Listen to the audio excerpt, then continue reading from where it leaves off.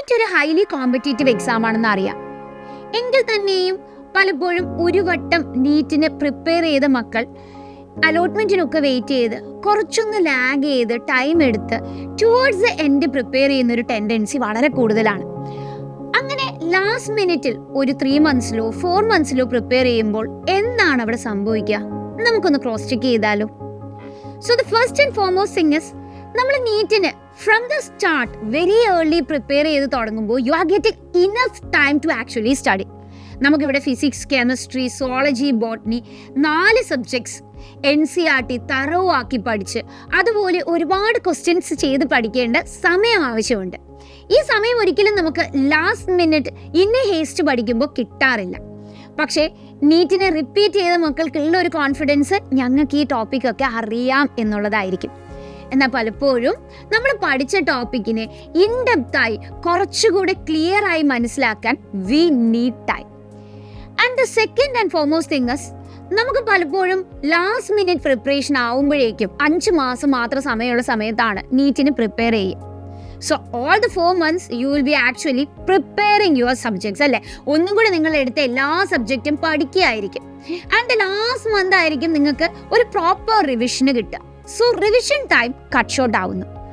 But if you are actually starting very early, നമുക്ക് almost ജനുവരി ഒക്കെ ആകുമ്പോഴേക്കും നമ്മുടെ ടോപ്പിക്ക് കംപ്ലീറ്റ് ആവും.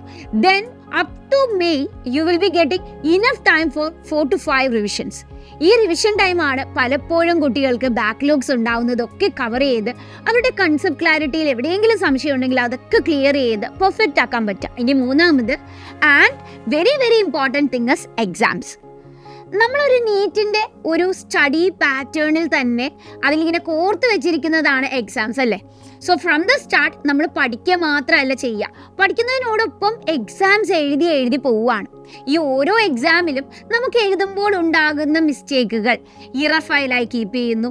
അതുപോലെ തന്നെ ആ എക്സാമിൽ നമുക്ക് ടൈം മാനേജ് ചെയ്യാൻ പറ്റിയില്ല എങ്കിൽ അടുത്ത എക്സാം ആകുമ്പോൾ നമ്മൾ ടൈം മാനേജ്മെൻറ്റ് സ്ട്രാറ്റജീസ് കൊണ്ടുവരുന്നു.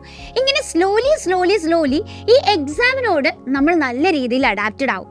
But if you are preparing to the last, നിങ്ങൾക്ക് പലപ്പോഴും എക്സാംസ് എഴുതാൻ തന്നെ ഫസ്റ്റ് ഫ്യൂ മന്ത്സിൽ സമയം കിട്ടത്തേയില്ല. Because you will be mostly focusing on studying the concept.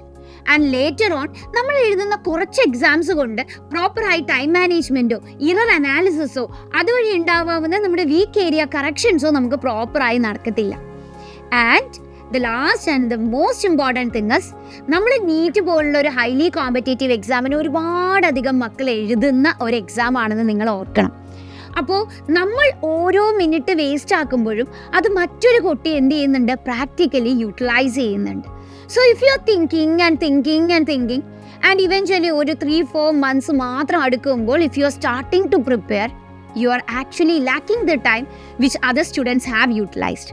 So you will be lagging behind. ഒരിക്കലും ഈ ഒരു മിസ്റ്റേക്ക് മക്കൾക്ക് വരാതിരിക്കാൻ ശ്രദ്ധിക്കണം. എപ്പോഴും നമ്മൾ നീറ്റ് പോലത്തെ എക്സാമുകൾ ശ്രദ്ധിക്കുമ്പോൾ +1 +2നോടൊപ്പം തന്നെ നീറ്റ് പ്രാക്ടീസ് ചെയ്തിട്ടുള്ള മക്കളാണ് ടോപ്പ് സ്കോറുകളിലെത്തുക. Why? Because they are getting 2 years to practice for your NEET exam. Whereas നമ്മൾ ലാസ്റ്റ് മിനിറ്റിൽ പ്രിപ്പയർ ചെയ്യുമ്പോൾ ഒരു ക്രാഷ് പ്രോഗ്രാമിൽ നിന്ന് നമ്മൾ എടുക്കുകയാണെങ്കിൽ നമുക്കറിയാം അവിടെ 1-2 കുട്ടികൾ എക്സലൻസ് കാണിക്കുമെങ്കിലും most of the students actually won't get the NEET entrance exam.